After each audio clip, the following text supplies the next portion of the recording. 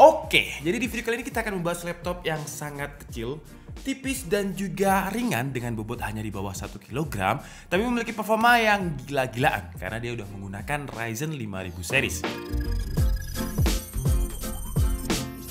Dan perkenalkan, ini adalah XP Pavilion Aero 13. Pavilion Aero ya, bukan Gigabyte Aero. Jadi walaupun namanya agak mirip, tapi ini bener-bener beda. Jadi dari dulu Pavilion itu adalah segmen di bawahnya Envy tapi masih di atasnya XP 14S. Tapi menurut saya dengan seri Aero-nya ini dia masih nggak kalah dengan XP Envy. Karena di New Pavilion Aero 13 yang sekarang bobotnya ringan banget, nggak ada 1 kg, lebih tepatnya 0,987 kg. Jadi enteng banget. Dimensinya juga compact dengan panjang 29,7 cm, lebarnya 20,9 cm, dengan ketebalan 1,69 cm.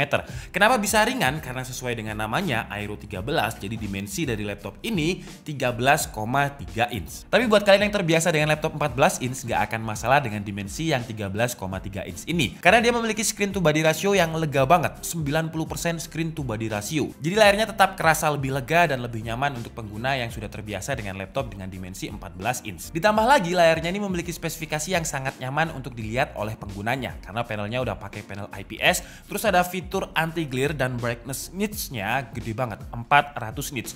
Biasanya laptop lain itu paling 250 atau 400 nits, tapi XP Pavilion ini 400 loh ya, udah hampir menyamai seri Envy atau bahkan Spectre. 400 brightness nits itu seterang apa? Gampangnya seperti ini. Jadi kalau misalkan saya tembakkan langsung ke lighting yang ada di depan saya, kalian masih bisa melihatnya dengan jelas. Gede banget loh ini ya, 400 nits. Jadi buat kalian yang suka streaming film atau editing gambar, menurut saya udah sangat cukup karena white color gamutnya bisa membuat kualitas warna yang ditampilkan sudah hampir mirip dengan warna aslinya. Cuman menurut saya pribadi, karena mungkin saya terbiasa dengan aspek rasio yang standar 16:9, jadi dengan aspek rasio 16:10 ini saya merasa agak sedikit aneh awalnya ya, tapi kelama-lamaan karena mungkin udah terbiasa jadi 16:10 ya nyaman-nyaman aja. Ngomongin soal editing, selain layarnya yang udah enak untuk editing dengan 100% sRGB tadi, performanya untuk editing juga udah kenceng banget, gila banget untuk sebuah laptop yang nggak ada 1 kg. Tapi nanti ya kita bahas di bagian performanya. Sekarang kita bahas dulu untuk spesifikasinya. Jadi untuk prosesornya dia udah pakai Ryzen 5 5600U dengan 6 core 12 thread. Gila ya, laptop yang nggak ada 1 kg punya 6 core 12 thread dengan TDP-nya hanya 15 watt. Base clock-nya ada di 2,3 GHz dengan boost clock 4,2 GHz, dan dengan fabrikasi 7 nanometernya ini L3 case-nya bisa jadi lebih besar sekarang dengan 16 MB. Terus untuk memori RAM-nya 16 GB dual channel DDR4 dengan speed 3200 MHz onboard, jadi nggak bisa di-upgrade. Tapi karena udah 16 GB dual channel, menurut saya udah lebih dari cukup lah ya untuk sebuah prosesor seri U dengan 15 watt. Terus untuk grafik card-nya menggunakan AMD Radeon Graphics bawaan dari Ryzen 5 5600U. Untuk storage dia udah pakai SSD tentunya dengan M.2 NVMe yang berkapasitas 512 GB dengan speed sekitar 2000-an Mbps. Untuk opsi upgrade-nya nggak ada karena memang form factor-nya kecil, dan kalau kita lihat di bagian dalam, dimensi baterainya aja udah cukup besar, hampir separuh dari form factornya sendiri, dengan kapasitas baterainya itu 43 Wh, dan XP mengklaim kalau baterainya bisa bertahan sampai 10 jam. Dan ketika kita tes dengan video playback 1080p, modenya battery saver, brightness-nya ada di 50%, volume 25%, dengan wifi off dia bisa bertahan sekitar 9 jam 58 menit. Hampir sesuai dengan klaim XP yang 10 jam. Terus ketika kita gunakan untuk browsing dengan settingan yang sama, tapi sekarang wifi-nya on, dia bisa bertahan sekitar 9 jam 20 menit. Masih cukup awet banget. Orang kerja itu paling 8 jam, jadi masih sisa sekitar 1 jam 20 menit untuk kerja. Terus untuk adapternya dimensinya juga kecil banget, walaupun kecil gini dayanya lumayan besar, 65 watt.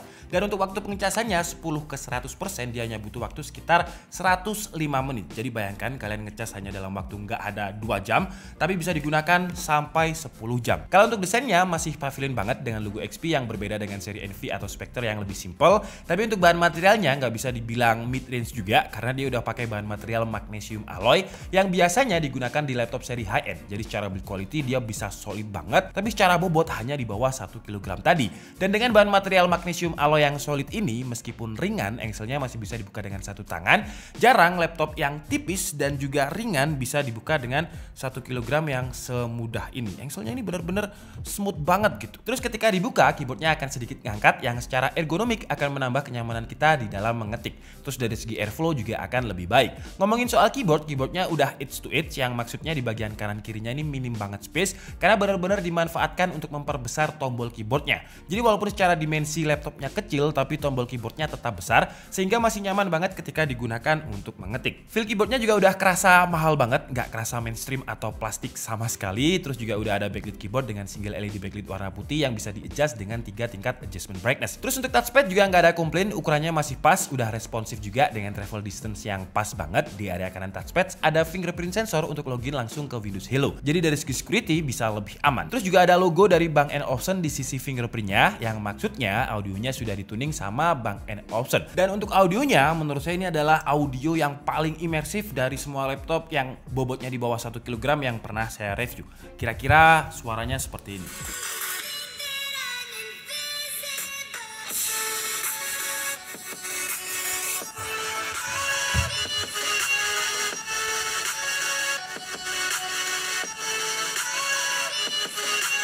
Lanjut ke sektor konektivitas, untuk Wi-Fi-nya udah pakai Wi-Fi 6 dengan Bluetooth versi 5.2, dan untuk portnya di bagian kanan ada input power Type A dan slot micro SD card. Di sebelah kiri ada HDMI 2.0, USB Type A, USB-C dan juga audio jack combo. Terus untuk sistem coolingnya terdapat single fan dan single heat pipe. Untuk exhaustnya dibuang ke belakang di sela-sela keyboard dan layar, tapi karena engselnya bisa kebuka lebih lebar, jadi exhaustnya nggak mentok ke layar, jadi bisa langsung kebuang. Dan untuk suhu temperaturnya, ketika kita loop sebanyak 10 kali di Sensebench R15, maksimum temperaturnya atau dia nyolong-nyolongnya itu di 92 derajat Celcius, tapi untuk average-nya di kisaran 60 derajat Celcius. Dan untuk di time spice stress test, dia nggak lolos dengan skor 93,9%.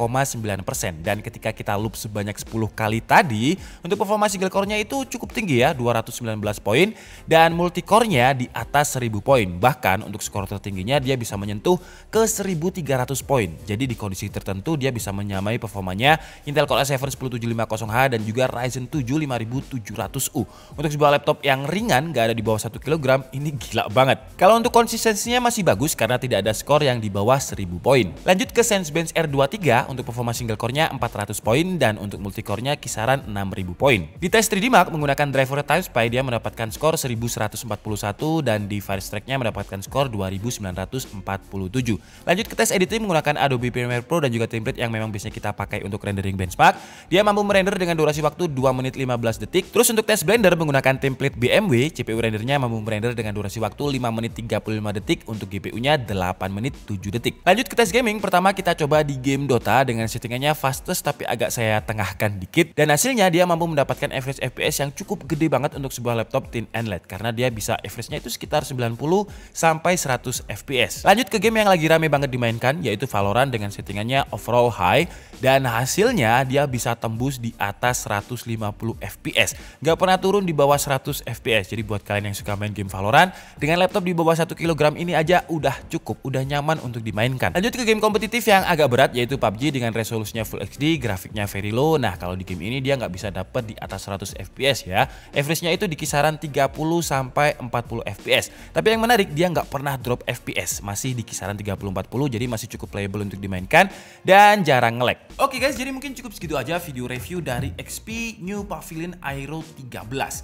Dan kesimpulannya menurut saya ya, ini adalah laptop di bawah 1 kg yang paling kenceng yang pernah saya review. Bahkan di kondisi temperatur tertentu performanya itu bisa hampir sama dengan Core i7 10750H dan juga Ryzen 7 5700U. Gila, kenceng banget. Terus untuk editing, selain layarnya yang sudah 100% sRGB udah nyaman tadi, performa renderingnya seperti yang kalian lihat juga udah kenceng banget dengan di bawah 1 menit untuk Adobe Premiere Pro. Jadi buat kalian yang suka laptop ringan yang enak untuk dibawa kemana-mana tapi butuh performa yang masih mumpuni, XP Pavilion Aero 13 ini menurut saya bisa menjadi pilihan yang terbaik khususnya untuk laptop yang di bawah 1 kg. Kelebihan lain, audionya juga udah imersif banget untuk seukuran laptop sekecil ini. Secara quality solid, dipegang itu kerasa mahal, desainnya juga simple dan elegan. Untuk harganya sendiri, XP Pavilion Aero 13 ini dibanderol dengan harga SRP 13.499.000. Gila, ini enteng banget ya.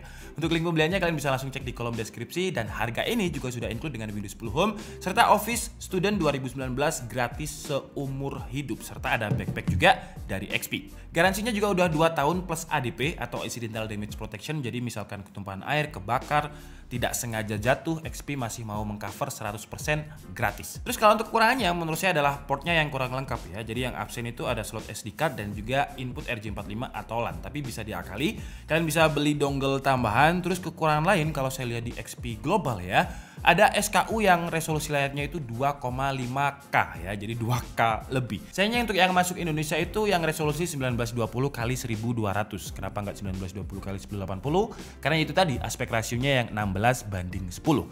Oke, jadi mungkin cukup segitu aja video kita kali ini. Saya minta maaf kalau ada kesalahan dalam penyampaian informasi. Seperti biasa, kalian bisa mengkoreksinya di kolom komentar. Saya Nick Assembly and see you on the next video. Bye bye.